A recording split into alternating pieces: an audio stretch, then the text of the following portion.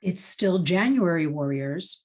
It's still National Slavery and Human Trafficking Prevention Month. It's mid-month, but I'm here to tell you we have to keep up our education, our raising awareness, our resources, our safety tips for all of you. It seems like January comes and we talk about human trafficking for a couple of days. We celebrate on January 11th the National Human Trafficking Awareness Day, and then it kind of peters out. Well, I'm here to tell you that it's great that we have January as Prevention Month, Raising Awareness Month, but we need to have every day, week, and month in the United States as Human Trafficking Awareness and Prevention Month. Now, the technical title has the word slavery in it. You know, we have more slavery going on in the United States than at any other time in history, and that slavery is called human trafficking. I talked to you a lot about sex trafficking. There is also labor trafficking. There is also forced servitude, forced begging, child soldiers. All of this constitutes forms of human trafficking, the use of force, fraud, coercion, and it's escalating. And you don't need me, warriors, to sit here and tell you all of this, because if you follow me, you're learning about it every day. Remember always to go to linswarriors.org and follow up on studies and take actions. Today, I will be loading on a couple of brand new studies with facts, stats that I need you to know. This is a passion of mine. This is a calling, but it's also because it is something I cannot stand. It is injustice that I was thinking about this just yesterday, have to sit here and many other good people and organizations working as well to tell you how horrible this exploitation of our children, of all people, is in the United States. We are not a third world country, yet this is not being addressed at the higher level appropriately, in my opinion. And we have, sponsored by the Department of State, this January, every January, as Human Trafficking Prevention Month. Why do we have to fight so hard to protect our kids? Why do we have to fight so hard against big tech? I know all of the, Section 230, Communications Decency Act, but in the meantime, as I'm sitting here, 3 more children are abused. And when I say abused, I mean, we know that online enticement is reported in 1 year to have gone up 97.5%. So let's just say 100%. Why do we have to fight so hard for this? We do. And there are a lot of good people, again, working to combat human trafficking here in the United States and around the globe. I like to focus right here in our own backyards because, to me, I live in the middle of New York City, and when I say it's happening in every town, city, and rural area in America, people push back. I don't understand why we're so concerned and have been concerned about the safety of our children. If they ride a bicycle, they wear a seatbelt. So we have bicycle helmets and seatbelts. We teach about fire. We teach about, the dangers of fire. We teach the dangers of drugs and alcohol. But we're not out in the streets screaming about digital safety, online safety for our kids. And that's what we need to do in 2022. I do not exaggerate, warriors. This online enticement is becoming normal, not becoming, it is normalized. We have a great new study from Thorn, thorn.org, thorn.org, that came out in November 2021. And the bottom line is that about 40% of teens think it's normal to share nudes online, whether with what they think are friends or strangers. Now think about that. We know the number's higher because with human trafficking, it's always in the dark, kind of the stats. They're close, but we never have an exact accounting. So it's probably higher, we can guess, than 40%. I don't understand why teens don't understand that sharing an image online is out there forever. They will say to me when I talk to them directly, I'm sending this to my friend. And I will say, well, that friend has the capability of sending it to another person, and that person has the capability, and on it goes, chain link reaction, and it's out there in that mysterious cloud for all to view. What if it's a girl? She breaks up with a boy, 15 years old, as an example, and he then takes an image and uploads it to Pornhub, threatens her, send me more images. That's sextortion. Parents have to know these things. And again, we live in this overwhelming 24/7 digital world, but now more than ever in 2022, it's time to be a warrior because we have digital trends that are frightening that are coming. So let me talk about a couple of them. First, I want to try to keep it's very complex, this dark new world. You thought this world digitally is dark, overwhelming, complex. We don't know what to do. Remember, the law always lags behind technology. We're fighting tooth and nail every day at the Warriors with our elected officials to enact existing laws to protect our minors and also to create new laws. But in the meantime, all of this predation is happening because there's red tape, and you know this, things take a lot of time. So let's talk about it. It is like any of these devices. We'll use a child's phone. It is like opening your front door and saying, come on in, world. You're welcome in my living room. Come on in. See where I sleep. See my bathroom. See where I eat. You would never do that. I know you wouldn't do that. So why does everybody do it online? Especially when there are so many great resources available, and most of them are free that you can utilize and are easy to understand. I get pushback that too hard to understand how to default to safety on devices. And I don't blame you for that one, because the tech companies on purpose, warriors, make it difficult. Okay. But you have to find these alternatives. So you always go to linswarriors.org and look for the resources. But if you follow me, you know that I always promote great companies, protectyoungeyes.com, our good friend Chris McKenna, plenty of great how-tos on devices, great blogs, great short videos to understand, to watch with your kids, a great newsletter he puts out, all tech stuff.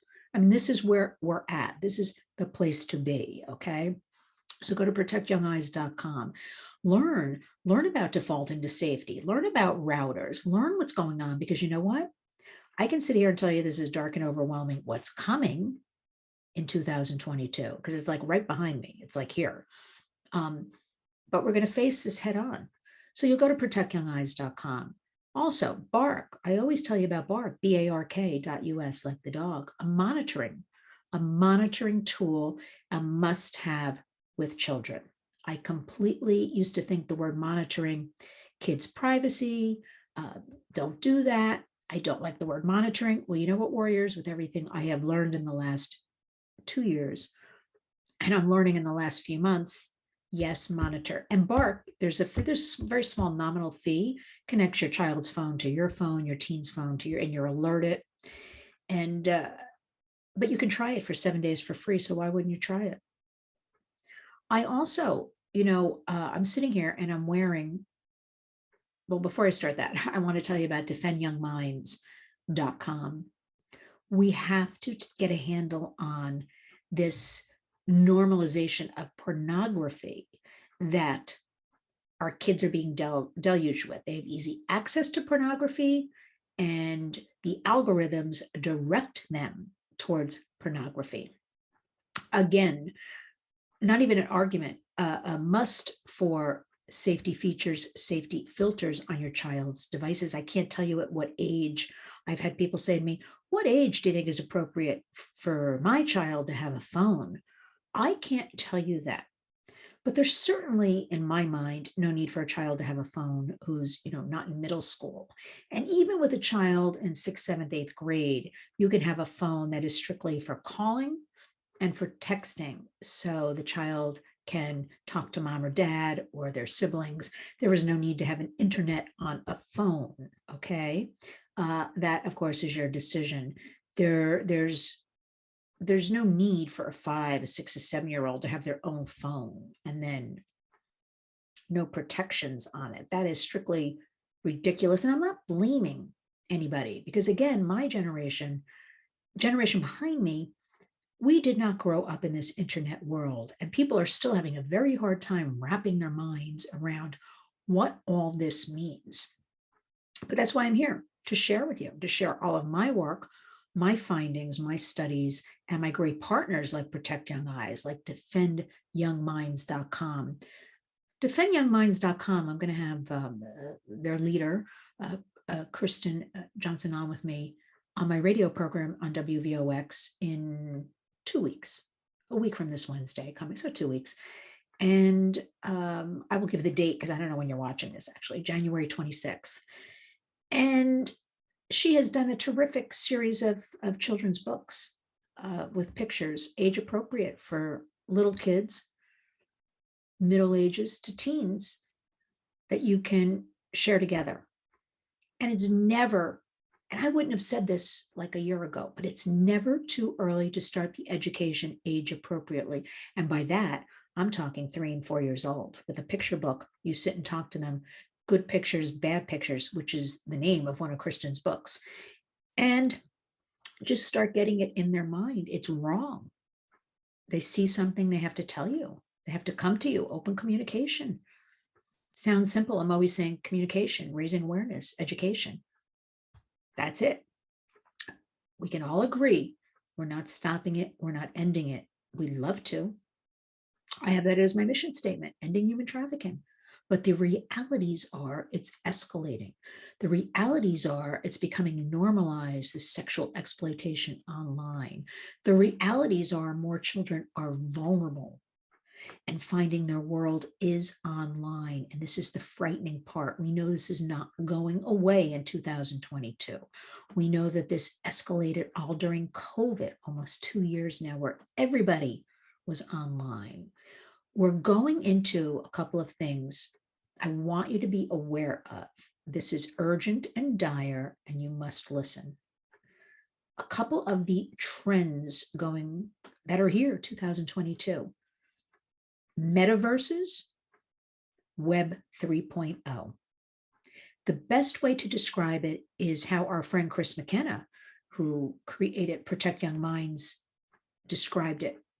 We want to keep it simple because it's so complex what's happening in these metaverses, this new digital virtual reality world. I don't even have a complete handle on it. I'm trying to study up on it every day, but it's so murky. So how can I expect you to know if I'm working with tech experts and I don't even have a handle on it? The best way I can describe it is the way Chris did it. And he said, you flip on a light switch and the light goes on, it works, but you don't really question what's going on behind the scenes. Just think about that. Okay, metaverses. It's there, and it's going to be a melding together of reality, virtual reality, substacking on the internet. That's a whole nother, I don't want to lose you here. Of what's happening, but think of it as the metaverses cutting out the middleman. The middleman being right now, we have Facebook, Twitter, Instagram platforms. But metaverses will allow anybody to have their own internet platform.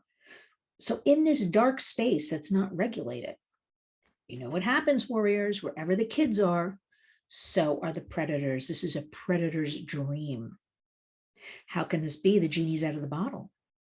The only thing we can do is step in and protect our own children, our teens, and ourselves, and know what's going on. So the web, right now we live in Web 2.0. Metaverses and all of this dark space where anybody can have their own internet platform, okay? That's the metaverses. And I want to remind everybody, while everybody thinks it's cool for kids to wear Oculus glasses and to be in virtual reality, studies show and will show how devastating this is to developing young brains, adolescents. What does the future hold? Why is all this happening? Big tech, running amok, making money off of people. We live in a 24/7 digital world that's not going away. So we have to control what we know we can control. I'm in the process of right now sharing with some school districts warrior workshops that I want to get going, all held up because of COVID, get into those schools and one-on-one with the kids teach. It has to be done at a grassroots level. I want to create warrior peer-to-peer ambassadors. Kids have to teach kids. We have to make it, I don't like the word cool with trafficking, sexual exploitation, but we have to make it cool. No, the predators are not getting the best of us. The predators are not making money off of our backs. We have to teach our kids because they are being deluged through society, culture, media, literature, that this sex, it's all normal, warriors. And we know there's nothing normal about all of this. Come on. This isn't about freedoms. We have the upcoming Earn It Act, which should be hitting the floor of Congress next week, the week of January 24th. And should you read any of the publicity or Google Earn It, we want big tech to earn their immunity. We're fighting to protect children online, take down those nude images, take down that illicit dialogue, take down all of that, or else. And that or else is the Earn It will provide for a commission with elected officials, with big tech, with survivors of human trafficking, with nonprofits like Lynn's Warriors and other organizations all coming together, the commission, to find the best practices to deal with all of this. It's time, big tech, they're getting away with everything. We know that this child online enticement has increased just about 100% in 1 year's time. Where do you go after 100%? It's out of control. It needs to be stopped. So I want all of you, you're following me, that's a good first step, to be aware and to continue. This is a dire, urgent situation. That every January is Human Trafficking Prevention Month. Remember, every day, week, month needs to be Human Trafficking Prevention Month. Why do we wear blue? The blue reminds us how sad the victims of trafficking are, being forced, being sold, being abused. And also it reminds us, the color blue, that how horrible and sad these people are who traffic, these criminals. So we want to get a hold on this whole subject matter and teach the kids. There's a great program sponsored by the Department of Homeland Security available to all of us. And you can find that dhs.gov/Blue Campaign. The Blue Campaign, plenty of social media assets, shareables, visuals you can put on your platforms, and also facts, studies, bringing community together. Can you imagine if every school district, my goal is to teach ages 9 to 12 and also 13 to 17, okay? Even though at home we need to begin at ages 3 with pictures, good pictures, bad pictures. Get the kids used to this because we're fighting an uphill battle. But I believe if we all come together at the community level, we start in the home, branches out to the communities and schools, we can combat this. We can at least intervene and prevent new victims. And I want to also mention, during January, we must also thank and always support all of our survivors, because without their brave coming forward, sharing their stories, their learned and lived experiences, I could do none of this. I wouldn't have an understanding of what it actually is. So we want to thank them. We want to support them always. That's one of the goals of the Warriors. We educate and support the survivors. There are never enough resources for them. And we want to keep people out of this life of trafficking, because you know what, Warriors? A sad fact is that when somebody is finally out of this lifestyle, if you could call it that, of trafficking, it usually takes 7 times. People go back to it. Think that during COVID, people were vulnerable, had no way to make money, and it was there, and they just do it for money. Think of their brainwash psychologically, and a pimp, a trafficker is always right there waiting. And that's the other thing about online. Wherever the kids are, just think about this. So are the predators. Just think about that. We want to default to safety campaign, safety for our kids. So we have a lot of work to do.